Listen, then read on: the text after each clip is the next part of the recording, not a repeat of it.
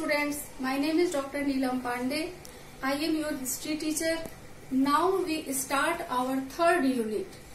The first chapter of this unit is Emergence of Nationalism in India. Bharat में राष्ट्रवाद का उदय। इस टॉपिक को आगे पढ़ने के लिए सबसे पहले हम इसमें ये देखेंगे कि नेशनलिज्म है क्या, ये राष्ट्रवाद क्या है। जब भी हम किसी टॉपिक को पढ़ते हैं तो उस टॉपिक को सबसे पहले समझते हैं कि इस टॉपिक में है क्या, हमें पढ़ना क्या है, वो चीज क्या है। तो यहाँ हम एक नेशनलिज्म के बारे में सबसे पहले जानेंगे कि ये है क्या। The feeling of nationalism is the community spirit found among the members of nation which strengthen their organization। यानी राष्ट्रवाद के निर्णायक तत्वों में राष्ट्रीयता की भावना किसी राष्ट्र के सदस्यों में पाई जाने वाली सामुदायिक भावना है जो उनका संगठन सुदृढ़ करती है। यानी कि एक देश में रहने वाले लोगों का उनकी सोच एक जैसी हो, उनके रीति रिवाज एक जैसे हो, उनके धर्म एक जैसे हो। राष्ट्रवाद के उदय की प्रक्रिया भारत में अत्यंत जटिल और बहुमुखी रही है।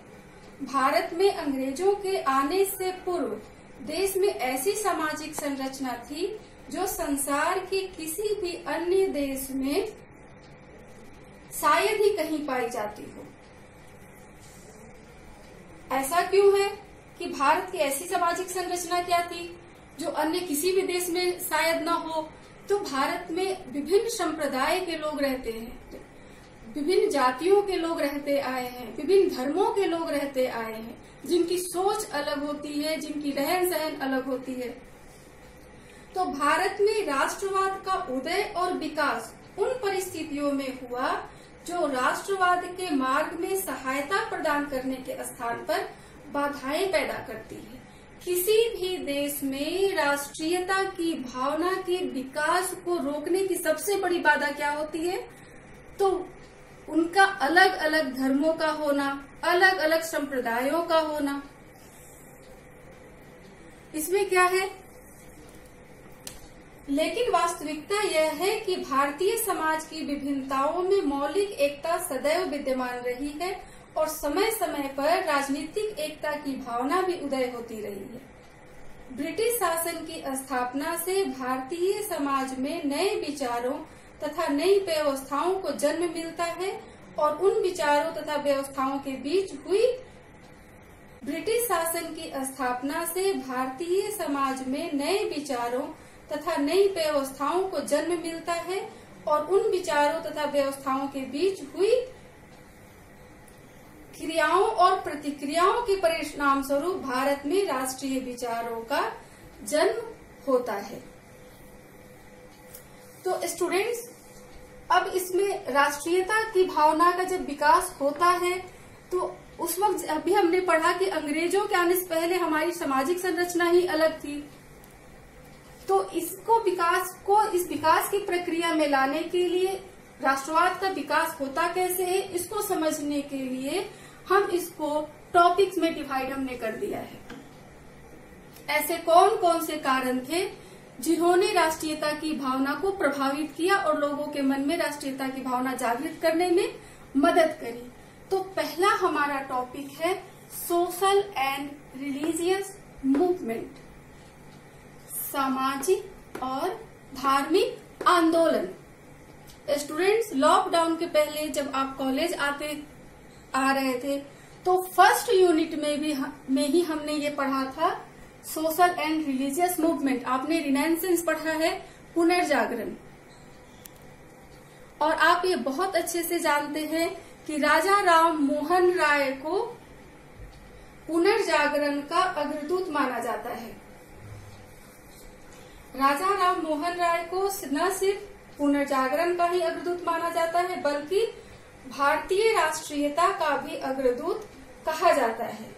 राजा राम मोहन राय पहले भारतीय थे जिन्होंने भारतीयों को संगठित करके राजनीतिक आंदोलन चलाने का मार्ग प्रशस्त किया।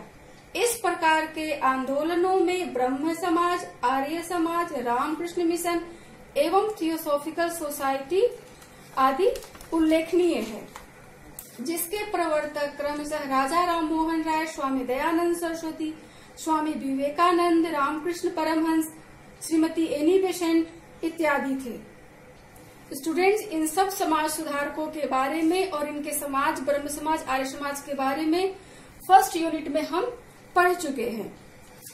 19वीं शताब्दी के सुधारकों ने भारतीय जनता में राष्ट्रीय भावना जागृत की। भारत में राष्ट्रीयता की भावना जागृत करने में 19वीं शताब्दी यानी 19th सेंचुरी में हुए सोशल एंड रिलीजियस मूवमेंट ने बहुत बड़ा योगदान दिया। यहाँ पर स्टूडेंट्स आप ये ध्यान दो के बारे में और इनके समाज, ब्रह्म समाज, आर्य समाज के बारे में फर्स्ट यूनिट में हम पढ़ चुके हैं। 19वीं शताब्दी के सुधारकों ने भारतीय जनता में राष्ट्रीय भावना जागृत की। भारत में राष्ट्रीयता की भावना जागृत करने में 19वीं शताब्दी यानी 19th सेंचुरी में हुए सोशल एंड रिलीजियस मूवमेंट ने बहुत बड़ा योगदान दिया। यहाँ पर स्टूडेंट्स आप ये ध्यान दो कि नेशनलिज्म के विकास का पहला चरण रिनेसेंस से होकर गुजरता है, पुनर्जागरण से होकर गुजरता है। ठीक है। दूसरा पॉइंट हम देखेंगे, legal unit in British rule, यानी पूरे भारत में एक समान कानून व्यवस्था। अंग्रेजों के आने से पहले हमारे देश में अलग अलग, हिंदुओं के अलग कानून, मुसलमानों के अलग कानून, अगर कानून अलग अलग हैं तो अधिकार भी अलग अलग हो जाते हैं। आप लॉ के स्टूडेंट्स हो तो आप इसके इम्पोर्टेंस को बहुत अच्छी तरीके से समझोगे। अंग्रेजों के समय लगभग संपूर्ण भारत का प्रशासन एक केंद्रीय सत्ता के अधीन आ गया था। समस्त साम्राज्य में एक जैसे कानून लागू किए गए थे। समस्त भारत पर ब्रिटिश सरकार का शासन होने से भारत एकता के सूत्र में बंध गया। इस तरह देश में राजनीतिक एकता स्थापित हुई। हिमालय से लेकर कन्याकुमारी तक संपूर्ण भारत एक सरकार के अधीन था। अब इस तरीके से legal unity in British rule, इसके अंतर्गत हमने क्या देखा कि हिमालय से लेकर के कन्याकुमारी तक संपूर्ण भारत पर एक ही लॉ लागू किया गया। एक लॉ, एक अधिकार, एक ही कर्तव्य सब, और ये राष्ट्रीयता की भावना के विकास करने में यह एक महत्वपूर्ण सिद्ध हुआ। तीसरा हमारा पॉइंट है हिस्टोरिकल रिसर्च, ऐतिहासिक अनुसंधान। विदेशी विद्वानों की खोजों ने भी भारतीयों के मन में राष्ट्रीयता की भावना जागृत करने में महत्वपूर्ण भूमिका निभाई। Sir William Jones, Max Muller आदि विद्वानों ने भारतीय ग्रंथों का अनुवाद तथा प्राचीन भारतीय कलाकृतियों की खोज करने के पश्चात यह बताया कि भारत की सभ्यता और संस्कृति विश्व की प्राचीन और श्रेष्ठ संस्कृति है, जिससे भारतीयों के मन में आत्महीनता के आया कि हम कितने श्रेष्ठ हैं। हमें जो ये काले और गोरे समझ करके भेदभाव करते थे, हमारा इतिहास इतना गौरवशाली रहा है, हमारा अतीत इतना गौरवशाली रहा है, तो उनके मन में पहले जो भावना थी कि हम तो सदियों से गुलाम हैं, हम गुलामी होने के लिए पैदा हुए हैं, हम गुलाम ही रहेंगे, उनके अंदर आत्महीनता की जगह पर आत्मविश्वास की भावना जागती है, जो राष्ट्रीयता को प्रभावित करने में महत्वपूर्ण रोल प्ले करती है। चौथा हमारा टॉपिक है इन्फ्लुएंस ऑफ वेस्टर्न एजुकेशन, पाश्चात्य शिक्षा का प्रभाव। स्टूडेंट्स, यहाँ हम सबसे पहले जानेंगे कि पाश्चात्य शिक्षा का प्रभाव किस तरीके से राष्ट्रीयता की भावना को प्रभावित करता है। राष्ट्रीयता की विकास का सबसे पहला जो केंद्र बनता है भारत में, वह है बंगाल। अंग्रेजों ने जो सबसे पहले राष्ट्रीयता के विकास, अपनी शिक्षा के प्रचार के लिए जो पहला स्कूल खोला है, अंग्रेजी स्कूल खोला है, वो कलकत्ता में खोला है। प्रेस की स्थापना भी कलकत्ता में ही हुई है। तो इस तरीके से पहला राष्ट्रीयता के विकास का पहला केंद्र कौन बनता है, तो बंगाल बनता है। यहाँ पर आप ध्यान दीजिए, राजा राम मोहन राय, दादा भाई नौरोजी, फिरोज शाह मेहता, ये जितने भी हैं ये सब वेस्टर्न एजुकेशन की ही देन है, पाश्चात्य शिक्षा की ही देन है।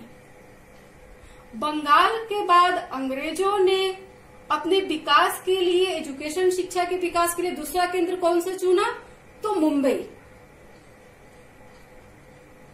और इन राजा राम मोहन राय जैसे सुधारकों से प्रभावित होकर गोविंद रानाडे, ज्योतिबा फूले इत्यादियों ने महाराष्ट्र में राष्ट्रीयता की भावना फैलाई।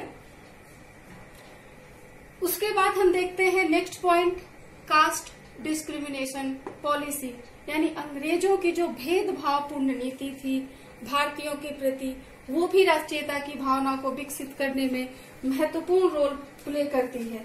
उन अंग्रेजों की भेदभावपूर्ण नीति का भारतीयों पर गहरा बुरा प्रभाव पड़ा।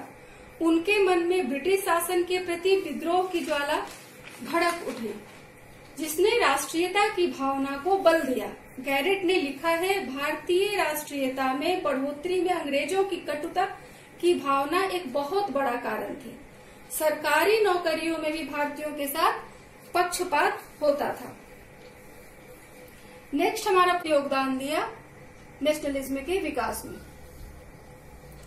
नेक्स्ट हमारा टॉपिक है traffic and development of commercial tools. Okay, traffic and developments of communication tools,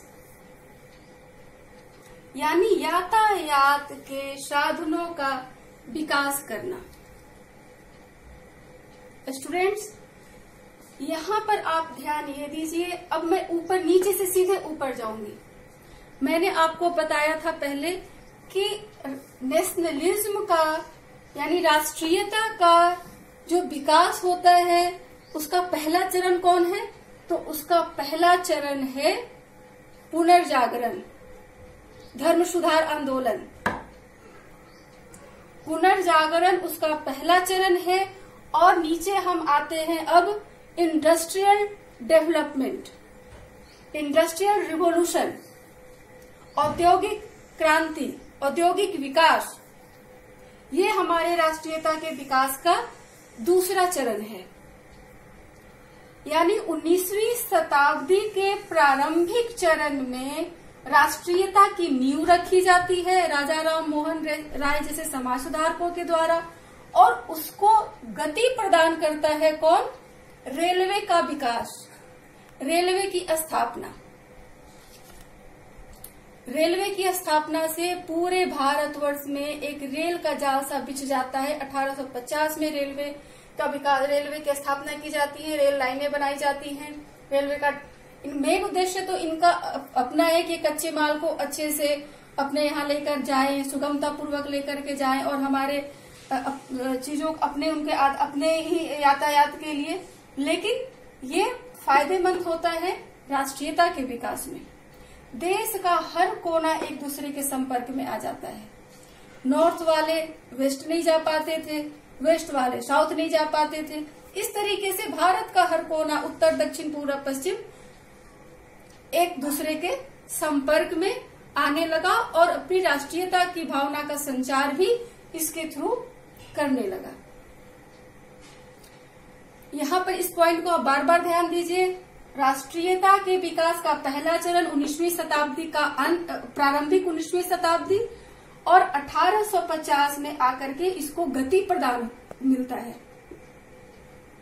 राष्ट्रीयता के विकास को संपर्क में आने लगा और अपनी राष्ट्रीयता की भावना का संचार भी इसके थ्रू करने लगा।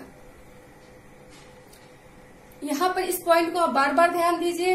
राष्ट्रीयता के विकास का पहला चरण 19वीं शताब्दी का अंत, प्रारंभिक 19वीं शताब्दी, और 1850 में आकर के इसको गति प्रदान मिलता है राष्ट्रीयता के विकास को। और 19वीं शताब्दी के अंत होते होते हम ये देखते हैं कि राष्ट्रीयता का विकास हमारे देश में होता है। और इसका एक ज्वलंत उदाहरण है बंगाल विभाजन। 1905 का बंगाल विभाजन। 1905 का बंगाल विभाजन। बंगाल का जब विभाजन होता है तो बंगाल तो इसके लिए आंदोलन छेड़ता है भयंकर रूप से। उसके साथ पहले महाराष्ट्र वाले भी इसके सपोर्ट में आते हैं। उसके धीरे धीरे पूरा भारतवर्ष बंगाल विभाजन का विरोध करता है और इसका आंदोलन करता है। इनके मन में अब ये भावना है कि ये बंगाल का विभाजन नहीं बल्कि ये हमारे राष्ट्र का विभाजन है। इनके मन में राष्ट्रीयता की भावना आती है कि ये राष्ट्र का विभाजन है, सिर्फ बंगाल का विभाजन नहीं है। स्टूडेंट्स, जब आप फर्स्ट यूनिट में ही या सेकेंड यूनिट में आपने 1857 का रिवोल्ट पढ़ा होगा, इतना बड़ा आंदोलन असफल हो गया। इसके पीछे इतिहासकार क्या तर्क देते हैं? जिसे हम प्रथम स्वतंत्रता आंदोलन कहते हैं, उसको इतिहासकार कहते हैं कि आपका प्रथम स्वतंत्रता आंदोलन था ही नहीं, या तो असफल हो गया क्योंकि इसके अंदर राष्ट्रीयता की भावना नहीं थी।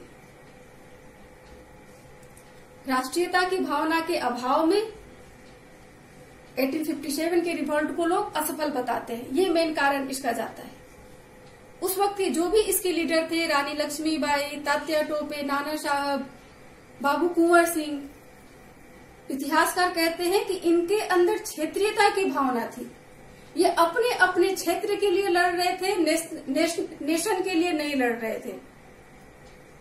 तो क्षेत्रीयता की भावना थी इनमें, राष्ट्रीयता की भावना नहीं थी, जिसकी वजह से 1857 का विद्रोह असफल होता है और 1905 का बंगाल विभाजन पूरे भारत को एकजुट कर देता है, उनके अंदर राष्ट्रीयता की भावना लाता है। क्षेत्रीयता की भावना थी इनमें, राष्ट्रीयता की भावना नहीं थी, जिसकी वजह से 1857 का विद्रोह असफल होता है और 1905 का बंगाल विभाजन पूरे भारत को एकजुट कर देता है, उनके अंदर राष्ट्रीयता की भावना लाता है। और इस राष्ट्रीयता को गति कौन प्रदान करता है, आगे लेकर के कौन सबसे बढ़ता है? तो महात्मा गांधी जी। गांधी जी इस राष्ट्रीयता के महत्व को समझते हैं और इसको आधार बना करके आगे बढ़ते हैं। और वो इस चीज को भली भांति जानते हैं कि समाज के हर वर्ग के सहयोग के बिना राष्ट्रीयता की भावना को जगाना बहुत मुश्किल है। इसीलिए गांधी जी ने मजदूर वर्ग को साथ में लिया, किसान वर्ग को भी साथ में लिया, पूंजीपति वर्ग को भी साथ में लिया, हर वर्ग को साथ में लिया, हरिजनों को साथ में लिया, हरिजन उद्धार करके समाज के निचले तबकों को उठाए, स्त्री शिक्षा का विकास करके स्त्रियों को समाज की मुख्य धारा से जोड़ा, ताकि राष्ट्रीयता की भावना विकसित हो और हम राष्ट्रीय आंदोलन में जो हमारे लिए सहायक सिद्ध हो। लेकिन ये भी गांधी जी बहुत अच्छे से जानते थे कि हिंदू मुस्लिम को मिले बगैर, उनकी एकता के बगैर ना राष्ट्रीयता आ सकती है, ना राष्ट्रीय आंदोलन को आगे बढ़ाया जा सकता है। इसलिए उन्होंने राष्ट्रीय आंदोलन में मुस्लिमों का भी सपोर्ट लिया। आगे हम खिलाफत आंदोलन पढ़ेंगे, इसी टॉपिक को आगे बढ़ाते हुए, तो इस टॉपिक पर हम अच्छे से डिस्कस करेंगे। स्टूडेंट्स, तो इस तरीके से गांधी जी ने क्या किया, सारे वर्ग को साथ में लेकर के राष्ट्रीयता की भावना को जागृत करके राष्ट्रीय आंदोलन का सूत्रपात किया। यहाँ हम एक पॉइंट, अंग्रेजों ने जो, यहाँ पर आप ये ध्यान दो कि जो कुछ भी विकास हुए, अंग्रेजों ने जो कुछ भी विकास किया,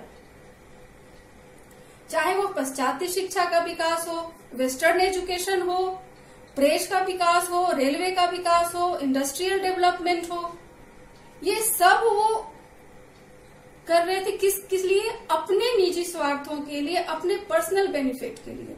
लेकिन इसकी लास्ट परिणति क्या निकल करके आई? इसकी लास्ट परिणति निकल करके आई राष्ट्रवाद के रूप में, जो राष्ट्रवाद के विकास में सहायक सिद्ध हुई। स्टूडेंट्स, नेशनलिज्म, राष्ट्रवाद को किस तरीके से गांधी जी आगे भी प्रयोग करते हैं, ये हम नेक्स्ट टॉपिक पे पढ़ेंगे। नेक्स्ट वीडियो में मैं उसको शेयर करूंगी।